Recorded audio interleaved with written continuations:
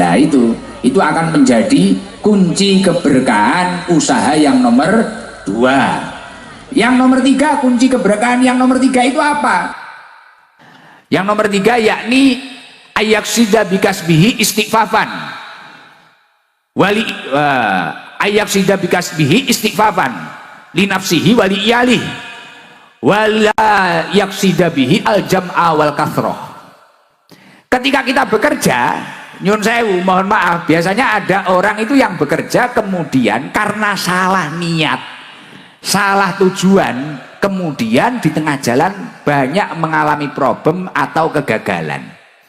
Nah, kunci keberkahan yang nomor 3 apa toh? Ketika kamu itu bekerja, ayaksida bikasbi istafafan linafsi wali iyalihi wala yaksida bihi aljam awal kasroh. Kita itu kalau bekerja harus memiliki niat yang baik. Niatkanlah saya ini bekerja untuk menyelamatkan diri saya dan keluarga saya agar tidak melakukan hal yang diharamkan oleh Allah, yang dilarang oleh Allah. Kalau kata Yai Subhan tadi, agar kita itu tidak tomak mengharap pemberian orang lain. Loh iya, saya sendiri belajar seperti itu. Makanya saya ini, loh Gus Idam itu kegiatannya apa, pekerjaannya apa? Enggak. Kalau saya itu pekerjaannya ngaji, ngaji itu bukan pekerjaan. Ngaji ini saya itu menjaga ketahanan iman saya. Karena saya ngaji ini akhirnya kan saya malu kalau maksiat.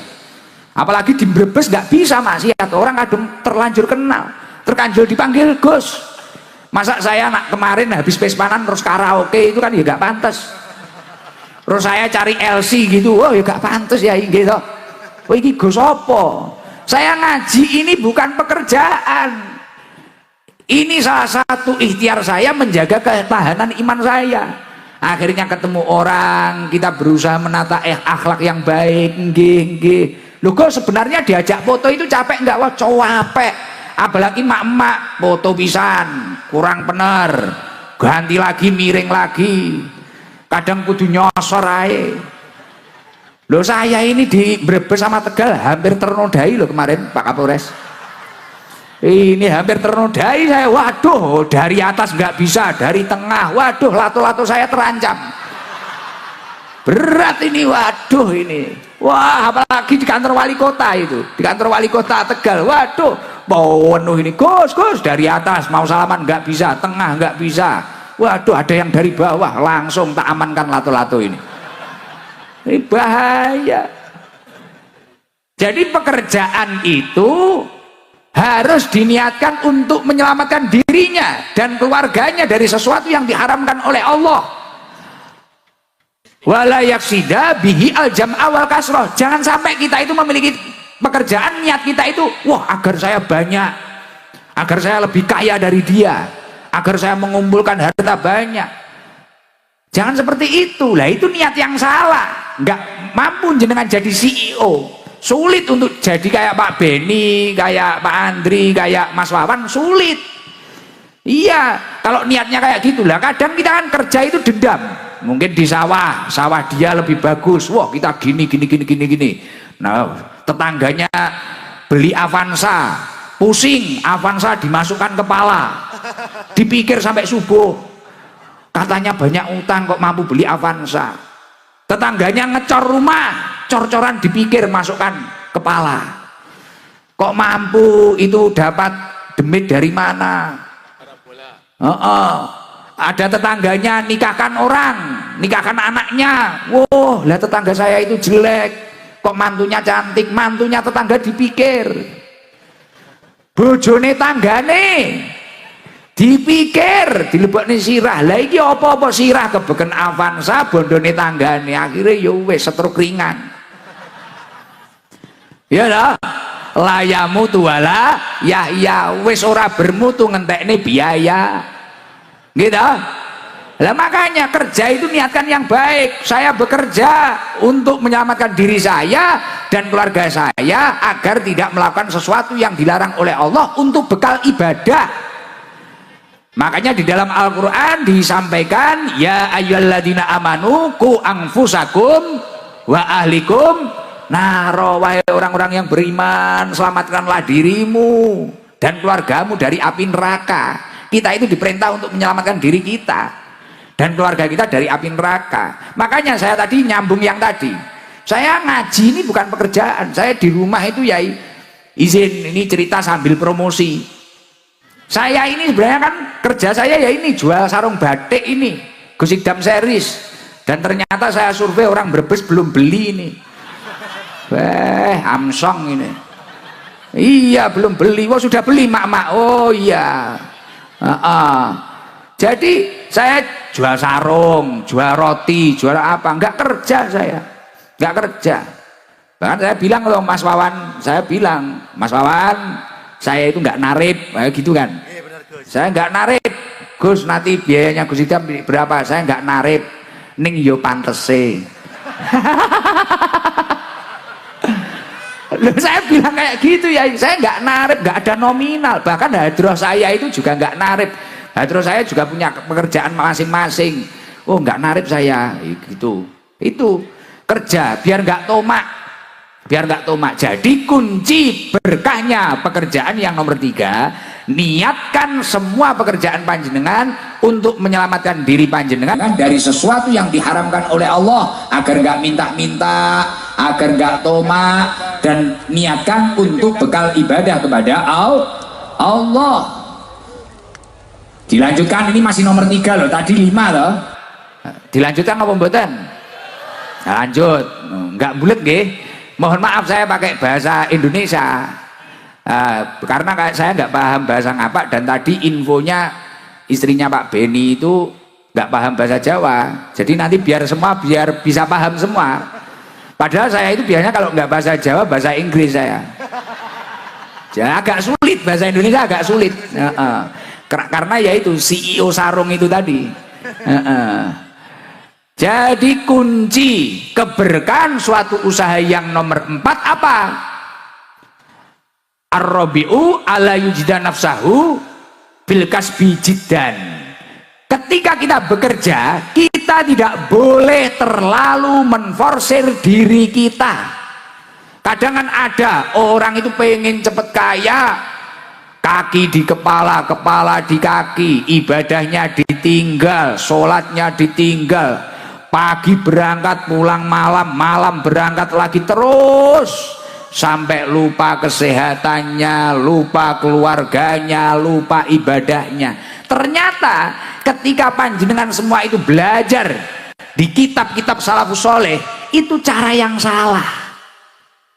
Makanya Rasulullah Shallallahu Alaihi Wasallam menyampaikan, kamu rajin boleh, inna li rabbika alaika haqqan, tapi kamu harus paham ada hak yang harus kamu penuhi kepada Allah.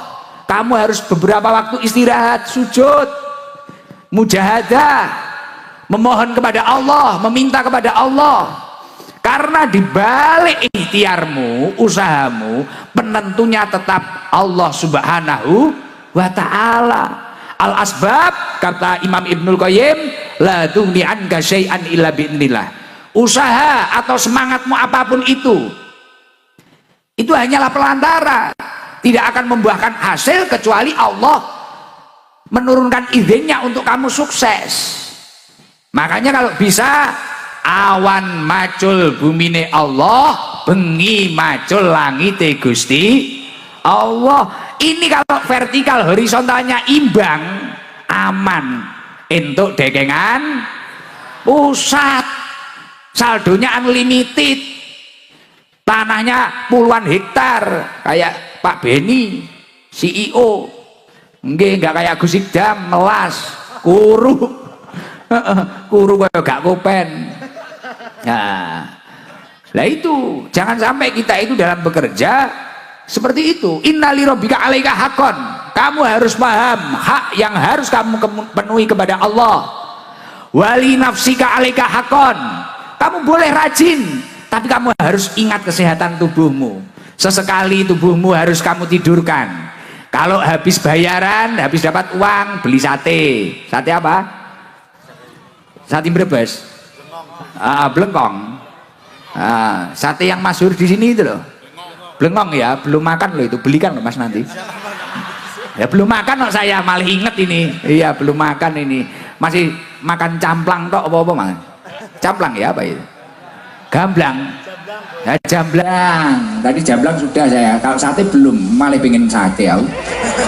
Apa udah aja ngajinya ini? Jadi kita itu sesekali ya gitu. Bukan kok itu boros, enggak, sesekali lah, 1 bulan sekali, 2 kali, habis dapat rezeki, healing lah, healing, family time. Oke, kan konsepnya kata Rasulullah 3. Inna li rabbika 'alaika haqqan wa li nafsika 'alaika haqqan. Kamu memiliki hak terhadap dirimu sendiri untuk bahagia. Wa li ahlika 'alaika haqqan. Nomor 3. Dan kamu memiliki hak terhadap keluargamu. Sesekali lah, walaupun jauh, sama anaknya video call, sama istrinya video call. Sesekali lah jalan-jalan family time, beli apa, pisang goreng, sate kingkong, apa ya situlah, saya gak paham saya. Nah itu penting, kayak gitu, santai, fresh. Kalau dawuhnya Yai Subhan Makmun tadi, yes, kita harus bahagia biar awet muda. Bahagia, jangan sepaneng. Lo hidup itu jangan sepaneng. Makanya salah satu ulama menyampaikan, taharraku bisobri, melangkahlah dengan penuh kesabaran, sabar, gak usah kesusu. Ihtamilu bisolah, bertahanlah dengan doa-doa, memohon kepada Allah, mintalah kepada Allah. Taqawu bil iman, kuatkanlah dengan penuh keyakinan. Insya Allah kalau kamu mampu bersandar kepada Allah, sesuatu yang sulit akan dibereskan. Orang yang memiliki hajat untuk bertasyakur atas nikmat Allah, dipanggil oleh Allah ke Baitullah beserta istrinya, ini satu keluarga. Tapi alhamdulillah malam hari ini yang bahagia 1 kabupaten atau bahkan lebih yang hadir, Masya Allah. Bahkan bisa menjadi ajang silaturahim, bisa menjadi ajang berkumpul, yang mana Rasulullah menyampaikan al-jama'atur rahmah. Ketika orang itu berkumpul dalam kebaikan, rahmat Allah akan turun. Makanya tadi gerimis tadi saya yakin itu rahmatnya Allah Subhanahu wa taala. Semoga seluruhnya dapat rahmatnya Allah. Orang kalau dapat rahmatnya Allah, insya Allah punya hutang, hutangnya lunas, punya masalah, masalahnya tuntas, punya hajat insya Allah mudah diijabah oleh Allah, punya penyakit insya Allah segera waras, sembuh, ketemu jodohnya obat. Amin Allahumma amin. Alhamdulillah saya seneng diundang Mas Wawan, seneng saya apa, yaitu satu orang yang berupaya, yang berikhtiar, yang bahagia banyak. Akhirnya orang Brebes ini mak-mak kan bisa lihat orang ganteng dari Blitar ini. Wah, alhamdulillah, bahkan tak lihat dari tadi HP-nya Yai semua diangkat, HP-nya diangkat semua. Lo tak inceng, tak lihat videonya orang dipijet tiba no. Mulai itu, jadi cuma gini tok, nanti nyampe rumah nggak ada videonya. Jadi istimewa, alhamdulillah. Padahal ini belum berangkat, masih walimatus safar, tapi sudah tasakuran. Lah selain bentuk tasakur atas nikmat Allah, diundang oleh Allah. Jadi ibaratnya Mas Wawan ini masih dapat undangan, berangkatnya belum. Tapi haji ataupun umroh itu adalah wafdullah, undangan dari Allah Subhanahu wa taala. Lah saking bahagianya mendapatkan undangan, akhirnya Mas Wawan sampai bilang ke Pak Beni, sampai apa, cari tempat, sampai bilang ke Pak Kapolres gimana perizinannya untuk mengumpulkan seperti ini, ikhtiarnya luar biasa. Lah ketika bentuk syukurnya itu tadi benar-benar baik, jadi syukur yang baik itu yang seperti apa toh? Kalau kata Imam Ghazali, orang itu kalau syukurnya sudah kualitas tinggi, bentuk syukur yang baik itu adalah istiqmaluha fima yuhibbul mun'im. Dia itu mampu menggunakan nikmat yang telah diberikan oleh Allah ini untuk suatu hal yang dicintai oleh Allah Subhanahu wa taala. Ya contohnya kayak Mas Wawan malam hari ini punya nikmat, alhamdulillah bawang merahnya lancar, alhamdulillah usahanya lancar, digunakan untuk hal yang dicintai Allah, daftar haji. Nah setelah daftar haji, panggilannya keluar, undangannya keluar, masih nggak terima, syukuran lagi, menghadirkan pengajian, menghadirkan Gusnya Garangan itu tadi, ngajak sholawatan, ngajak zikir, ngajak ngaji, orang puluhan ribu hadir, Masya Allah. Ini yang dinamakan istiqmaluha fima yuhibbul mun'im, menggunakan nikmatnya, anugerah dari Allah, atau kata Mbah Yai tadi, yang disampaikan Mbah Yai tadi, fadl dari Allah, fadlun minallahnya itu digunakan untuk hal yang dicintai oleh Allah. Lah ketika syukurnya ini sudah berhasil, nikmat yang dianugerahkan oleh Allah digunakan untuk hal yang dicintai oleh Allah, maka akan menjadi asyukru qayyidun lil maujud. Syukur itu dapat mengikat nikmat yang sudah ada. Artinya ketika memiliki nikmat keluarga, keluarganya tambah barokah. Ketika memiliki nikmat usaha, usahanya tambah barokah. Wa sayyidun lil mafqud.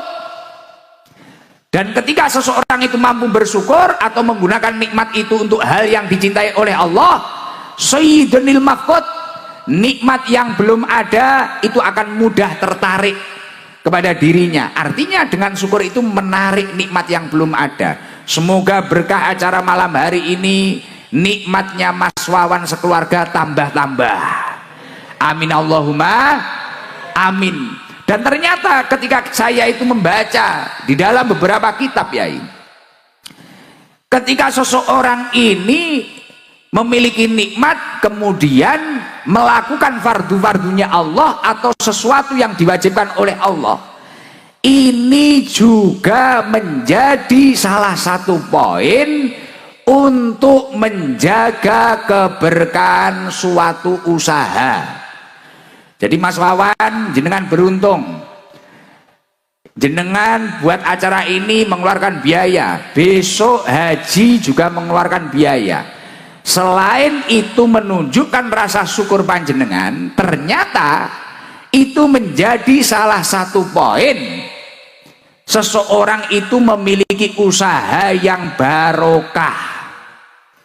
Jadi kalau orang punya usaha, kemudian orang itu tadi kok mampu melakukan untuk kebaikan, untuk taat kepada Allah, untuk melakukan fardu-fardunya Allah, maka selain itu sebagai bentuk rasa syukur, itu menjadi satu poin seseorang itu memiliki usaha yang barokah. Makanya nanti jangan kaget kalau berkah acara ini berambangnya tambah lancar, usahanya tambah melesat, insya Allah dekengane pusat, didekengi Allah Subhanahu wa taala. Loh Gus, mana kitabnya apa? Di dalam kitab Tanbihul Ghafilin karya Al-Imam Abdul Lais As-Samarqandi, di situ disampaikan qala al-faqih rahimahullah, ada ulama yang faham ilmu agama, beliau menyampaikan, man aroda ayyakuna kasbuhu thayyiban, barang siapa yang menginginkan usahanya itu baik, usahanya itu barokah. Mohon maaf, selain Mas Wawan, seluruh yang hadir ini pengen usahanya barokah apa enggak? Mungkin dagangnya barokah, ternaknya barokah, bertaninya barokah, pengen toh?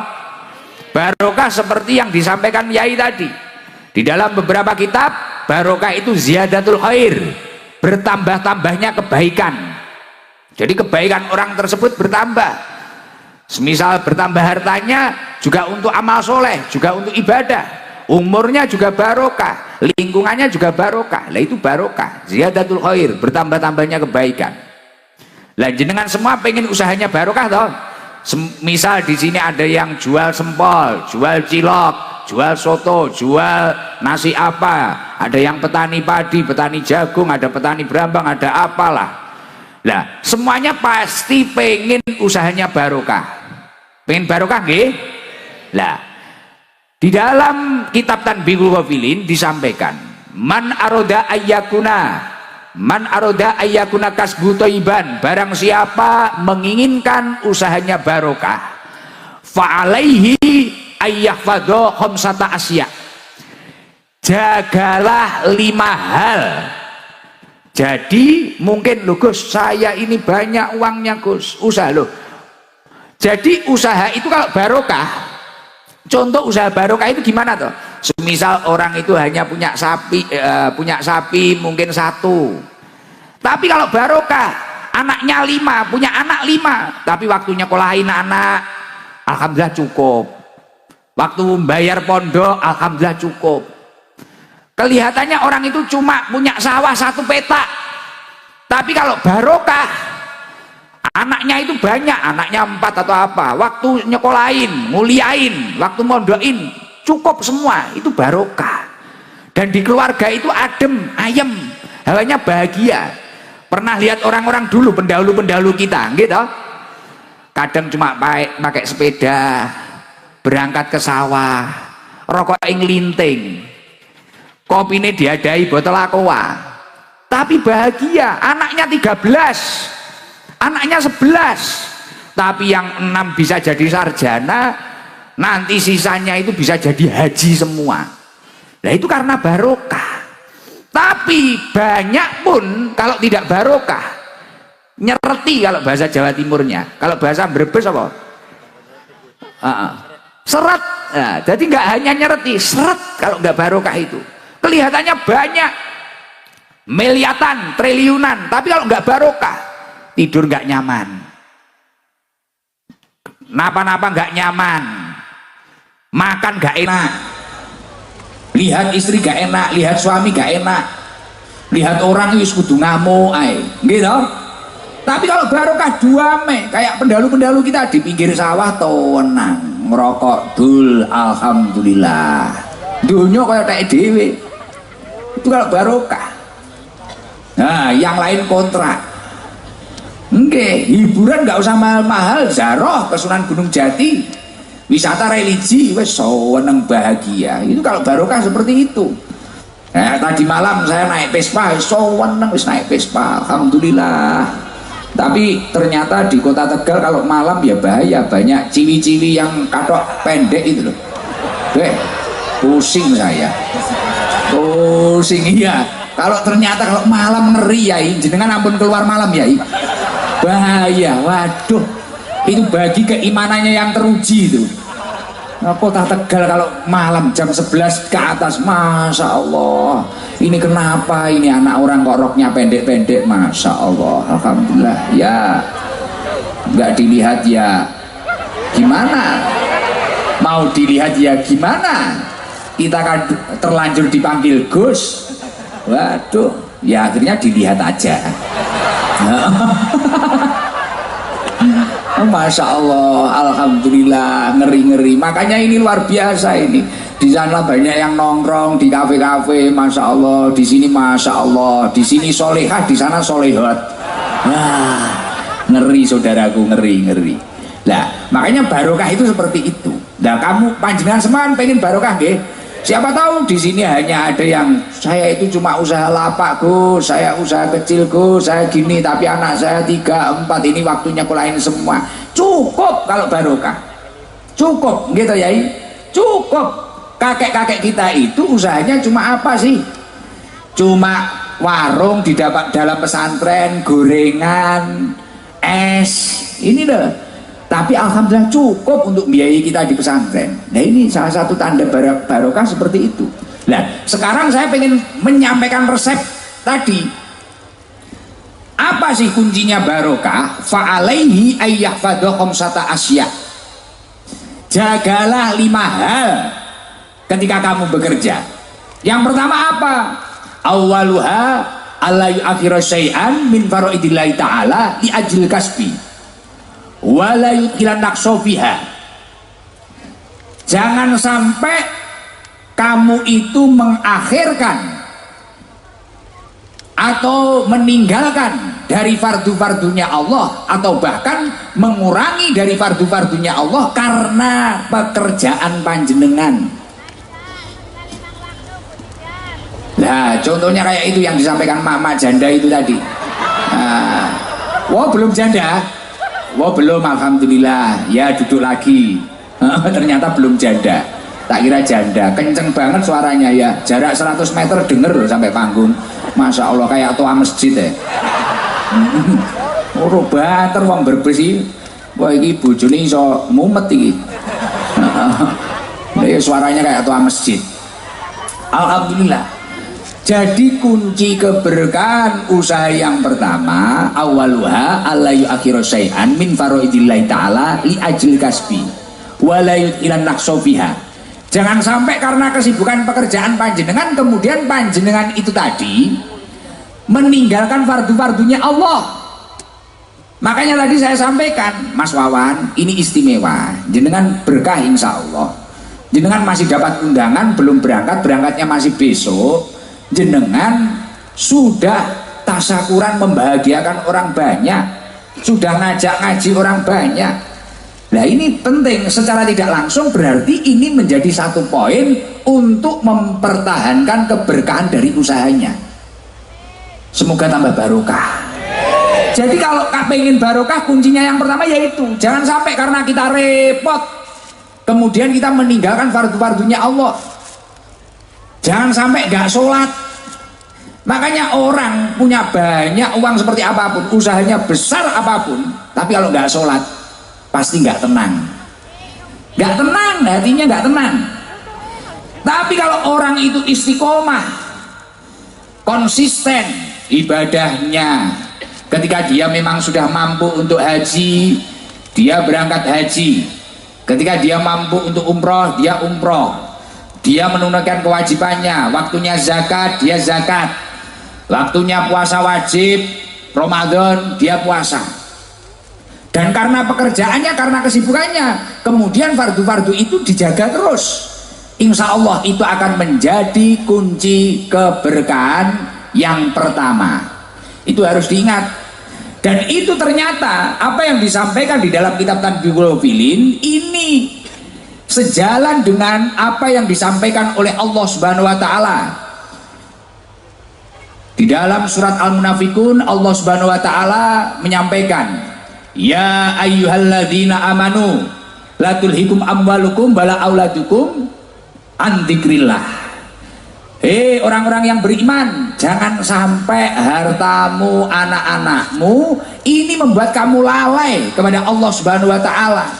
Nah, ketika seseorang itu karena sibuknya hartanya, pekerjaannya, sibuknya dengan anak-anaknya, menata karir anak-anaknya, sampai enggak ibadah, sampai enggak sholat, sampai waktunya puasa, enggak puasa tapi hari raya ikut riaya, klambine anyar, sing enggak melok poso, melok riaya wonge teka. Wonge teka. Nah, kudune apa kudune? Oh, kudunge ireng. Apa kopiahan wonge? Kopiah putih apa kopiah ireng? Oh, wajahe sing ireng.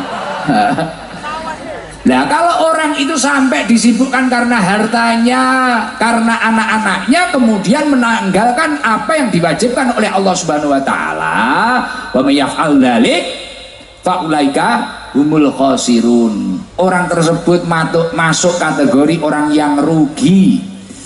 Orang yang rugi, nggak untung. Orang nggak untung itu ya namanya orang nggak untung, ya nggak balik modal, apalagi untung, rugi. Makanya ayo kalau ingin barokah, apa yang telah diwajibkan oleh Allah lakukan semampu panjenengan. Kalau kata Imam Hasan Al Basri, tolabud dunya la yuslih, tolabud dunya la yuslih bitarkiddin.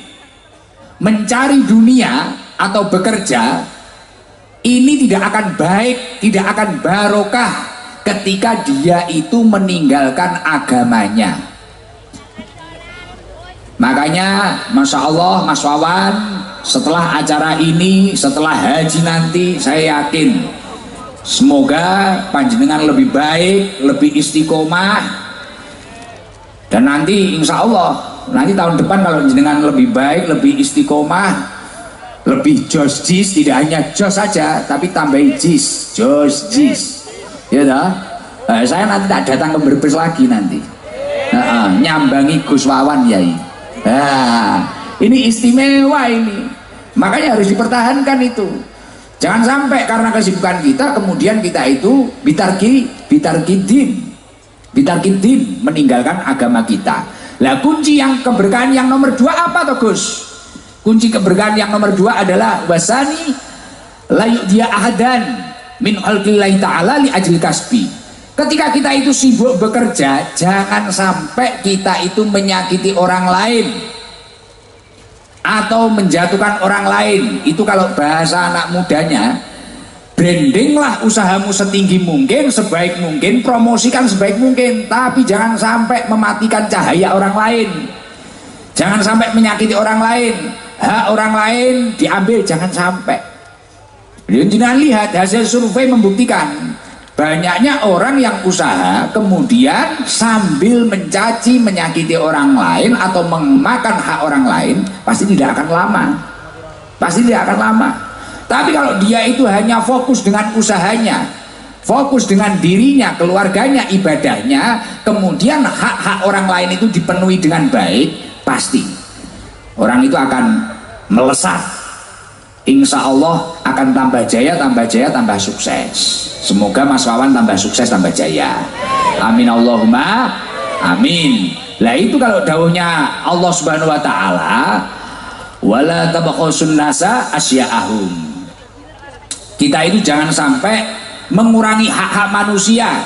Jangan sampai dalam usaha kita, dalam bisnis kita, dalam kesibukan kita, ya contoh nggak usah jauh-jauh, warung-warung kecil kayak gini loh, lapak-lapak kaki lima ini loh, jangan sampai kemudian wah ini tahu saya lebih enak, wah ini enak, itu nggak enak, itu apa, atau bahkan cari dukun, cari apa, itu nggak penting.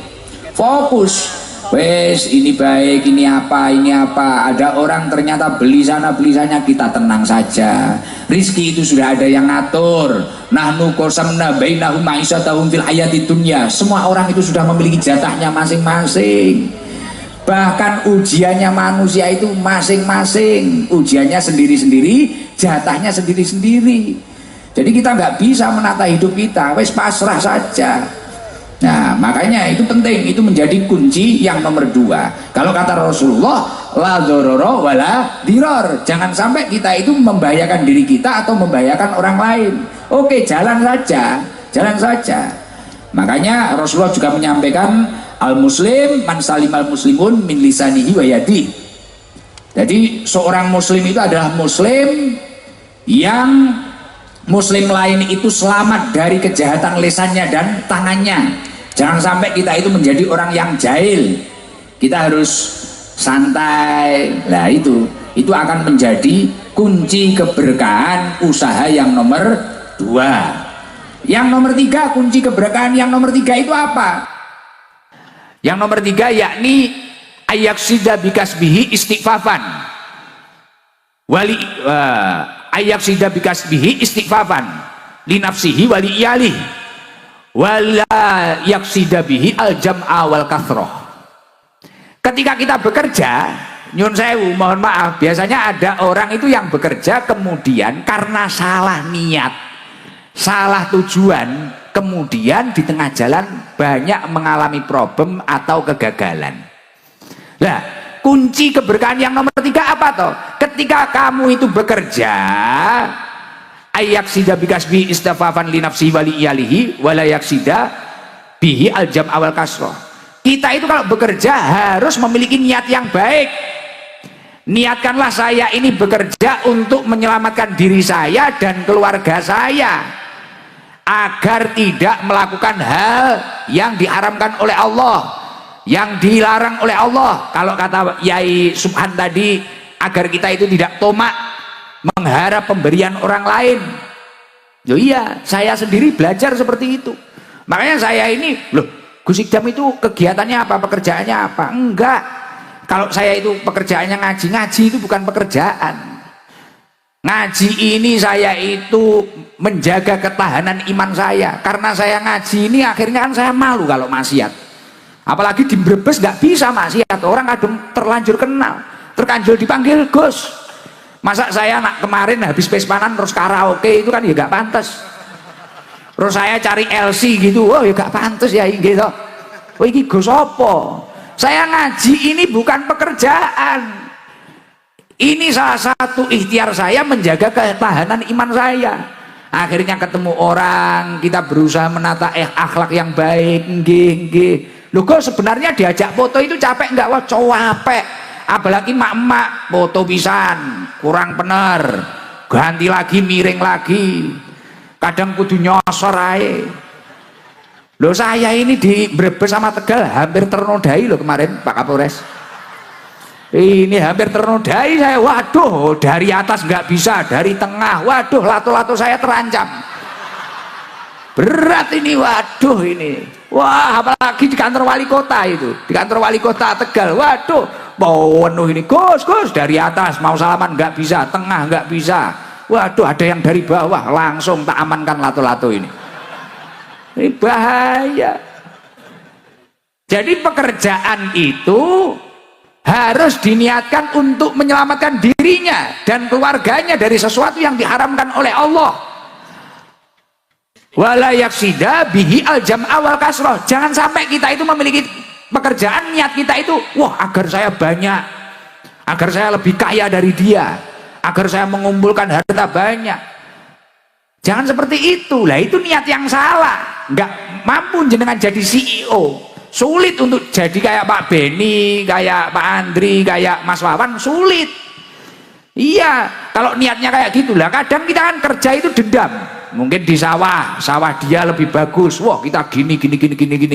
Nah, tetangganya beli Avanza, pusing, Avanza dimasukkan kepala, dipikir sampai subuh, katanya banyak utang kok mampu beli Avanza. Tetangganya ngecor rumah, cor-coran dipikir masukkan kepala, kok mampu itu dapat demit dari mana. Ada tetangganya nikahkan orang, nikahkan anaknya, wow, lah tetangga saya itu jelek, kok mantunya cantik, mantunya tetangga dipikir, bojone tanggane dipikir, dilebokne sirah. Lah iki apa-apa sirah kebeken Avanza, bondone tanggane, akhirnya ya wis setruk ringan. Ya dah, layamu tuwala ya wis ora bermutu ngentekne biaya. Gitu. Lah makanya kerja itu niatkan yang baik. Saya bekerja untuk menyelamatkan diri saya dan keluarga saya agar tidak melakukan sesuatu yang dilarang oleh Allah untuk bekal ibadah. Makanya di dalam Al-Quran disampaikan, ya ayyuhalladzina amanu qu anfusakum wa ahlikum naro, wahai orang-orang yang beriman, selamatkanlah dirimu dan keluargamu dari api neraka. Kita itu diperintah untuk menyelamatkan diri kita dan keluarga kita dari api neraka. Makanya saya tadi nyambung yang tadi, saya ngaji ini bukan pekerjaan, saya di rumah itu ya izin, ini cerita sambil promosi. Saya ini sebenarnya kan kerja saya ya ini jual sarung batik ini, Gusidam series, dan ternyata saya survei orang Brebes belum beli ini. Amsong ini. Iya belum beli. Wah sudah beli mak-mak. Oh iya. Jadi saya jual sarung, jual roti, jual apa, nggak kerja saya, nggak kerja. Bahkan saya bilang loh Mas Wawan, saya bilang Mas Wawan, saya itu nggak narip, gitu kan. Saya nggak narip, Gus, nanti biayanya Gus Idam berapa, saya nggak narip, ning yo pantese. Loh, saya bilang kayak gitu ya, saya nggak narip, nggak ada nominal. Bahkan hadroh saya itu juga nggak narip, hadroh saya juga punya pekerjaan masing-masing. Oh nggak narip saya, gitu. Itu kerja biar nggak tomak, biar nggak tomak. Jadi kunci berkahnya pekerjaan yang nomor 3, niatkan semua pekerjaan panjenengan untuk menyelamatkan diri panjenengan dari sesuatu yang diharamkan oleh Allah, agar nggak minta-minta, agar nggak tomak, dan niatkan untuk bekal ibadah kepada Allah. Dilanjutkan, ini masih nomor 3 loh, tadi 5 loh. Dilanjutkan apa mboten? Lanjut, nggak bulet nggih. Mohon maaf saya pakai bahasa Indonesia. Karena saya nggak paham bahasa ngapak, dan tadi infonya istrinya Pak Beni itu nggak paham bahasa Jawa, jadi nanti biar bisa paham semua. Padahal saya itu biasanya kalau nggak bahasa Jawa, bahasa Inggris saya. Jadi agak sulit, bahasa Indonesia agak sulit.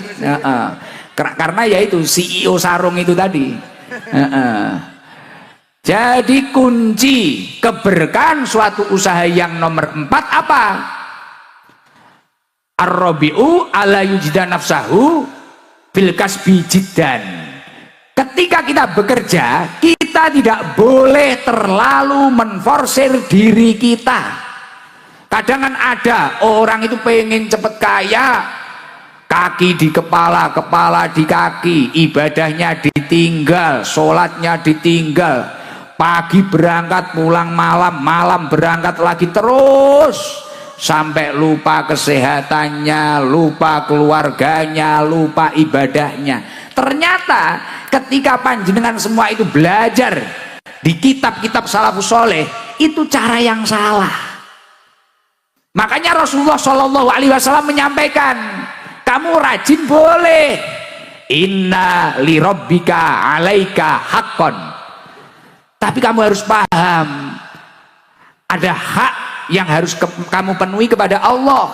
Kamu harus beberapa waktu istirahat, sujud, mujahadah, memohon kepada Allah, meminta kepada Allah. Karena di balik ikhtiarmu, usahamu, penentunya tetap Allah Subhanahu wa ta'ala.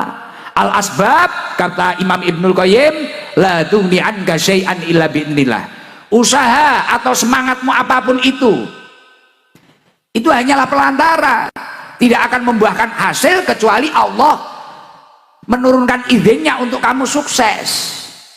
Makanya kalau bisa, awan macul bumine Allah, bengi macul langite Gusti Allah. Ini kalau vertikal horizontalnya imbang, aman, entuk dekengan pusat, saldonya unlimited, tanahnya puluhan hektar, kayak Pak Beni CEO, nggak kayak Gus Idam melas kuru kayak gak kopen.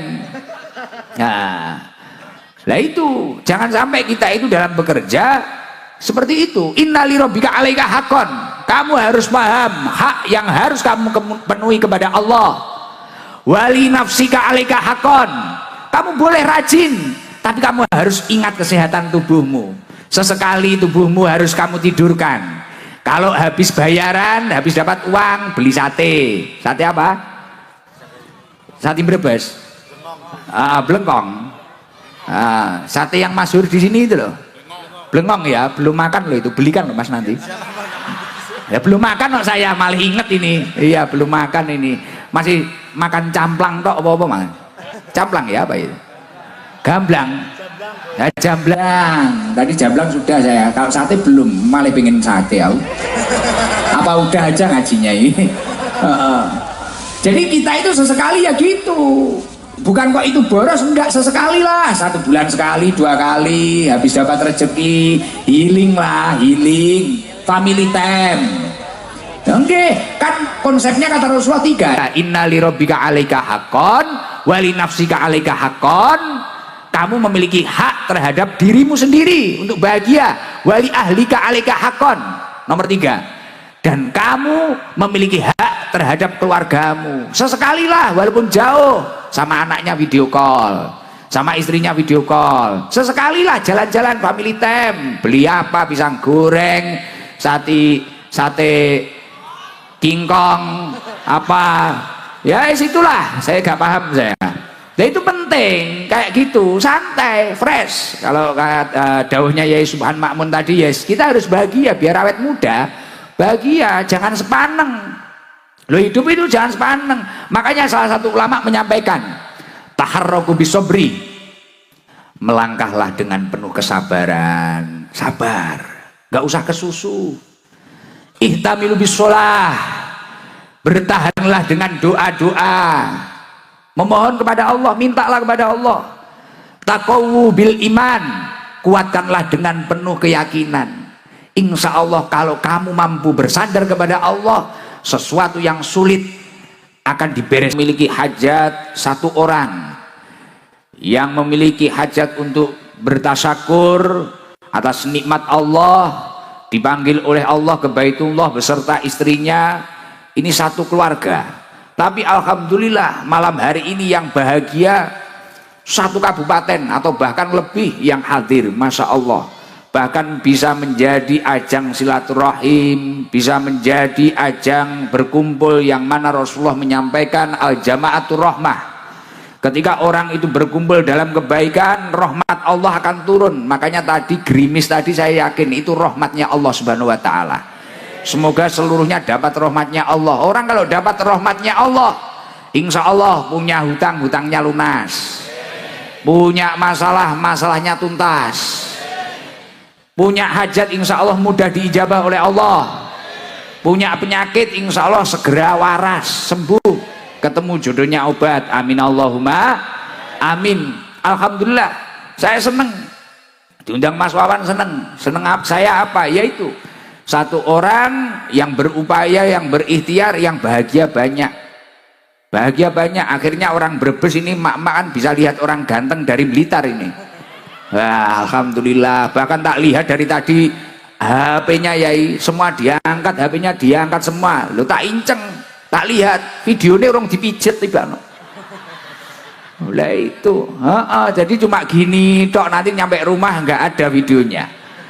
Jadi istimewa, alhamdulillah. Padahal ini belum berangkat, masih walimatus safar, tapi sudah tasakuran. Lah, selain bentuk tasakur atas nikmat Allah, diundang oleh Allah. Jadi ibaratnya Mas Wawan ini masih dapat undangan, berangkatnya belum. Tapi haji ataupun umroh itu adalah wafdullah, undangan dari Allah Subhanahu wa taala.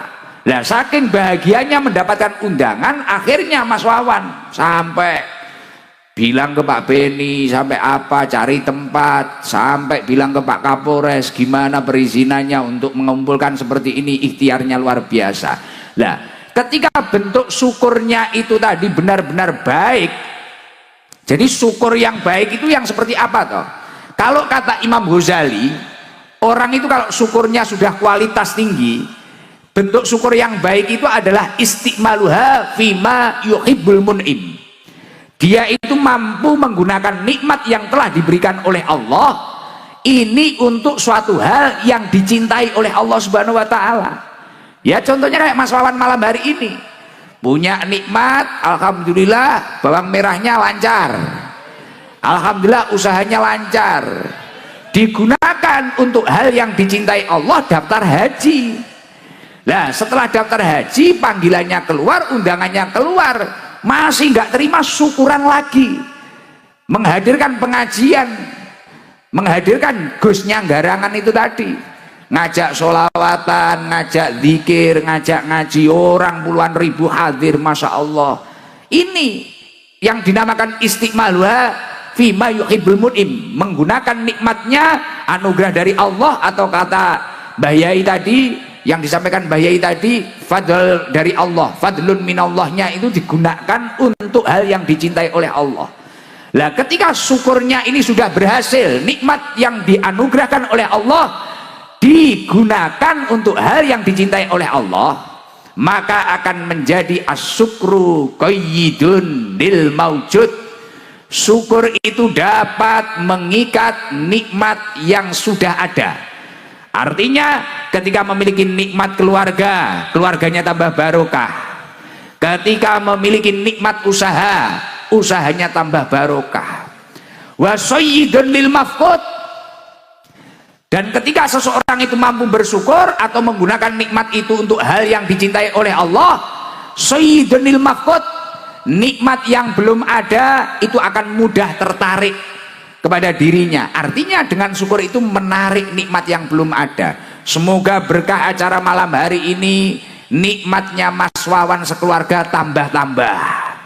Amin Allahumma amin. Dan ternyata ketika saya itu membaca di dalam beberapa kitab, Yai, ketika seseorang ini memiliki nikmat kemudian melakukan fardu-fardunya Allah atau sesuatu yang diwajibkan oleh Allah, ini juga menjadi salah satu poin untuk menjaga keberkahan suatu usaha.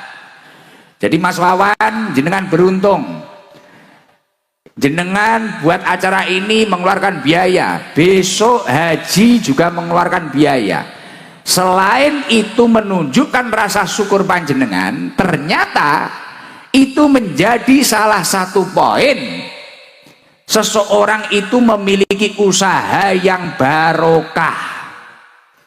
Jadi kalau orang punya usaha, kemudian orang itu tadi kok mampu melakukan untuk kebaikan, untuk taat kepada Allah, untuk melakukan fardu-fardunya Allah, maka selain itu sebagai bentuk rasa syukur, itu menjadi satu poin seseorang itu memiliki usaha yang barokah. Makanya nanti jangan kaget kalau berkah acara ini berambangnya tambah lancar, usahanya tambah melesat, insya Allah dekengane pusat, didekengi Allah Subhanahu wa Ta'ala. Loh Gus, mana kitabnya apa? Di dalam kitab Tanbihul Ghafilin karya Al-Imam Abdul Lais As-Samarqandi, di situ disampaikan qala al-faqih rahimahullah, ada ulama yang faham ilmu agama, beliau menyampaikan man aroda ayyakuna kasbu thayyiban, barang siapa yang menginginkan usahanya itu baik, usahanya itu barokah. Mohon maaf, selain Mas Wawan, seluruh yang hadir ini pengen usahanya barokah apa enggak? Mungkin dagangnya barokah, ternaknya barokah, bertaninya barokah, pengen toh? Barokah seperti yang disampaikan Yai tadi di dalam beberapa kitab, barokah itu ziyadatul khair, bertambah-tambahnya kebaikan. Jadi kebaikan orang tersebut bertambah. Semisal bertambah hartanya juga untuk amal soleh, juga untuk ibadah, umurnya juga barokah, lingkungannya juga barokah. Lah itu barokah, ziyadatul khair, bertambah-tambahnya kebaikan. Lah jenengan semua pengen usahanya barokah toh? Misal di sini ada yang jual sempol, jual cilok, jual soto, jual nasi apa, ada yang petani padi, petani jagung, ada petani berambang, ada apalah. Lah semuanya pasti pengen usahanya barokah, pengen barokah nggih? Lah di dalam kitab Tanbihul Ghafilin disampaikan man aroda ayyakuna kasbu thayyiban, barang siapa menginginkan usahanya barokah, fa'alaihi ayyahfadha khamsata asya, jagalah 5 hal. Jadi mungkin loh Gus, saya ini banyak uangnya Gus, usaha loh. Jadi usaha itu kalau barokah, contoh usaha barokah itu gimana toh? Semisal orang itu hanya punya sapi mungkin 1, tapi kalau barokah anaknya 5, punya anak 5, tapi waktunya kolahin anak, alhamdulillah cukup. Waktu bayar pondok, alhamdulillah cukup. Kelihatannya orang itu cuma punya sawah 1 petak, tapi kalau barokah anaknya itu banyak, anaknya 4 atau apa, waktu nyekolahin, muliain, waktu mondokin, cukup semua, itu barokah. Dan di keluarga itu adem, ayem, hawanya bahagia. Pernah lihat orang-orang dulu, pendahulu-pendahulu kita gitu, kadang cuma pakai sepeda berangkat ke sawah, rokok linting, kopi ini diadai botol aqua, tapi bahagia. Anaknya 13, anaknya 11, tapi yang 6 bisa jadi sarjana, nanti sisanya itu bisa jadi haji semua. Nah itu karena barokah. Tapi banyak pun kalau tidak barokah, nyereti kalau bahasa Jawa Timurnya, kalau bahasa Brebes apa? Seret. Nah, jadi nggak hanya nyereti, seret kalau nggak barokah itu. Kelihatannya banyak, miliatan, triliunan, tapi kalau nggak barokah, tidur nggak nyaman, napa-napa nggak nyaman, makan nggak enak, lihat istri nggak enak, lihat suami nggak enak, lihat orang itu kudu ngamuk, gitu. Tapi kalau barokah duame, kayak pendahulu-pendahulu kita di pinggir sawah tenang, ngerokok dul, alhamdulillah, dunia kayak tak dewe. Itu kalau barokah. Nah yang lain kontra. Oke, hiburan nggak usah mahal-mahal, zaroh ke Sunan Gunung Jati, wisata religi, wes seneng bahagia. Itu kalau barokah seperti itu. Nah, tadi malam saya naik Vespa, seneng wis naik Vespa, alhamdulillah. Tapi ternyata di kota Tegal kalau malam ya bahaya, banyak ciwi-ciwi yang katok pendek itu loh. Pusing saya. Pusing iya. Kalau ternyata kalau malam ngeri ya, jenengan ampun keluar malam ya. Bahaya, waduh. Itu bagi keimanannya yang teruji itu. Kota Tegal kalau malam jam 11 ke atas, Masya Allah, ini kenapa ini anak orang kok roknya pendek-pendek, Masya Allah, Alhamdulillah ya, nggak dilihat ya gimana, mau dilihat ya gimana, kita kan terlanjur dipanggil Gus, waduh ya akhirnya dilihat aja. Masya Allah, Alhamdulillah, ngeri-ngeri. Makanya ini luar biasa ini. Di sana banyak yang nongkrong di kafe-kafe, Masya Allah. Di sini Masya Allah. Di sini solehah, di sana solehot. Wah, ngeri saudaraku, ngeri-ngeri. Nah, makanya barokah itu seperti itu. Nah, kamu panjenengan seman pengen barokah nggih? Siapa tahu di sini hanya ada yang saya itu cuma usaha lapak Gus, saya usaha kecil Gus, saya gini, tapi anak saya 3, 4 ini waktunya kulain semua. Cukup kalau barokah, cukup gitu ya, cukup. Kakek-kakek kita itu usahanya cuma apa sih? Cuma warung di dalam pesantren, gorengan, es, ini loh. Tapi alhamdulillah cukup untuk biayai kita di pesantren. Nah ini salah satu tanda barokah seperti itu. Nah sekarang saya pengen menyampaikan resep tadi. Apa sih kuncinya barokah? Fa'alaihi ayyahfadha khamsata asya. Jagalah 5 hal ketika kamu bekerja. Yang pertama apa? Awaluha alla yu'akhira syai'an min fara'idillahi ta'ala li ajlil kasbi wala yutkilan naksofiha. Jangan sampai kamu itu mengakhirkan atau meninggalkan dari fardu-fardunya Allah, atau bahkan mengurangi dari fardu-fardunya Allah karena pekerjaan panjenengan. Nah contohnya kayak itu yang disampaikan mama janda itu tadi. Nah, wah belum janda. Wah belum, alhamdulillah ya, duduk lagi. Ternyata belum janda, tak kira janda. Kenceng banget suaranya ya, jarak 100 meter denger loh sampai panggung. Masya Allah kayak tua masjid ya. Oh banter wong berbesi.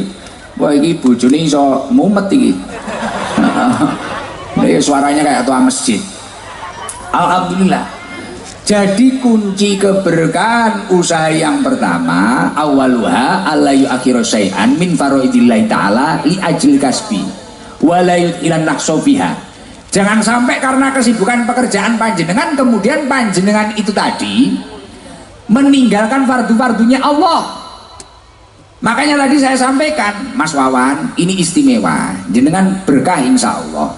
Jenengan masih dapat undangan, belum berangkat, berangkatnya masih besok. Jenengan sudah tasyakuran membahagiakan orang banyak, sudah ngajak ngaji orang banyak. Nah ini penting, secara tidak langsung berarti ini menjadi satu poin untuk mempertahankan keberkahan dari usahanya. Semoga tambah barokah. Jadi kalau pengen barokah kuncinya yang pertama yaitu jangan sampai karena kita repot kemudian kita meninggalkan fardu-fardunya Allah. Jangan sampai gak sholat. Makanya orang punya banyak uang seperti apapun, usahanya besar apapun, tapi kalau gak sholat pasti gak tenang. Gak tenang, hatinya gak tenang. Tapi kalau orang itu istiqomah, konsisten ibadahnya, ketika dia memang sudah mampu untuk haji, dia berangkat haji. Ketika dia mampu untuk umroh, dia umroh. Dia menunaikan kewajibannya, waktunya zakat, dia zakat. Waktunya puasa wajib, Ramadan, dia puasa. Dan karena pekerjaannya, karena kesibukannya, kemudian fardu-fardu itu dijaga terus. Insya Allah itu akan menjadi kunci keberkahan yang pertama. Itu harus diingat. Dan itu ternyata apa yang disampaikan di dalam kitab Tanbihul Filin ini sejalan dengan apa yang disampaikan oleh Allah Subhanahu wa taala. Di dalam surat Al-Munafikun Allah Subhanahu wa taala menyampaikan, ya ayyuhalladzina amanu la tulhikum amwalukum wala auladukum an dzikrillah. Hei orang-orang yang beriman, jangan sampai hartamu, anak-anakmu ini membuat kamu lalai kepada Allah Subhanahu wa taala. Nah, ketika seseorang itu karena sibuknya hartanya, pekerjaannya, sibuknya dengan anak-anaknya, menata karir anak-anaknya, sampai nggak ibadah, sampai nggak sholat, sampai waktunya puasa, nggak puasa tapi hari raya ikut riaya, klambine anyar, sing nggak melok poso, melok riaya wonge teka, wonge teka. Nah, kudune apa kudune? Oh, kudunge ireng. Apa kopiahan wonge? Kopiah putih apa kopiah ireng? Oh, wow, wajahe sing ireng. Nah, kalau orang itu sampai disibukkan karena hartanya, karena anak-anaknya, kemudian menanggalkan apa yang diwajibkan oleh Allah Subhanahu wa taala, wa may yaf'al dzalik fa ulaika humul khosirun. Orang tersebut masuk kategori orang yang rugi. Orang yang rugi, nggak untung. Orang nggak untung itu ya namanya orang nggak untung, ya nggak balik modal, apalagi untung, rugi. Makanya ayo kalau ingin barokah, apa yang telah diwajibkan oleh Allah lakukan semampu panjenengan. Kalau kata Imam Hasan Al Basri, tolabud dunya la yuslih, tolabud dunya la yuslih bitarkiddin. Mencari dunia atau bekerja ini tidak akan baik, tidak akan barokah ketika dia itu meninggalkan agamanya. Makanya Masya Allah Mas Wawan, setelah acara ini, setelah haji nanti, saya yakin semoga panjenengan lebih baik, lebih istiqomah, dan nanti insya Allah nanti tahun depan kalau jenengan lebih baik, lebih istiqomah, lebih jos jis, tidak hanya jos saja tapi tambahi jis, jos jis, ya dah. Saya nanti tak datang ke Brebes lagi nanti, nyambangi Gus Wawan Yai. Ini istimewa ini, makanya harus dipertahankan itu. Jangan sampai karena kesibukan kita kemudian kita itu bitarkidin meninggalkan agama kita. Lah kunci yang keberkahan yang nomor 2 apa toh Gus? Kunci keberkahan yang nomor 2 adalah wasani layu dia ahadan min khalqillahi ta'ala li ajli kasbi. Ketika kita itu sibuk bekerja, jangan sampai kita itu menyakiti orang lain atau menjatuhkan orang lain. Itu kalau bahasa anak mudanya, brandinglah usahamu setinggi mungkin, sebaik mungkin, promosikan sebaik mungkin, tapi jangan sampai mematikan cahaya orang lain, jangan sampai menyakiti orang lain, hak orang lain diambil, jangan sampai.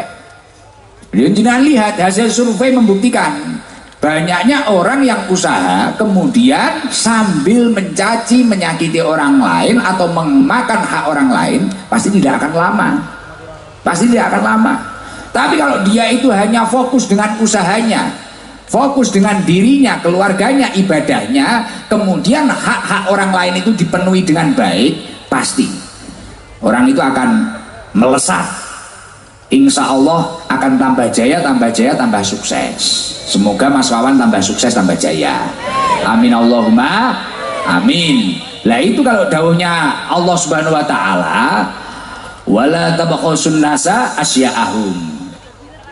Kita itu jangan sampai mengurangi hak-hak manusia. Jangan sampai dalam usaha kita, dalam bisnis kita, dalam kesibukan kita. Ya contoh nggak usah jauh-jauh.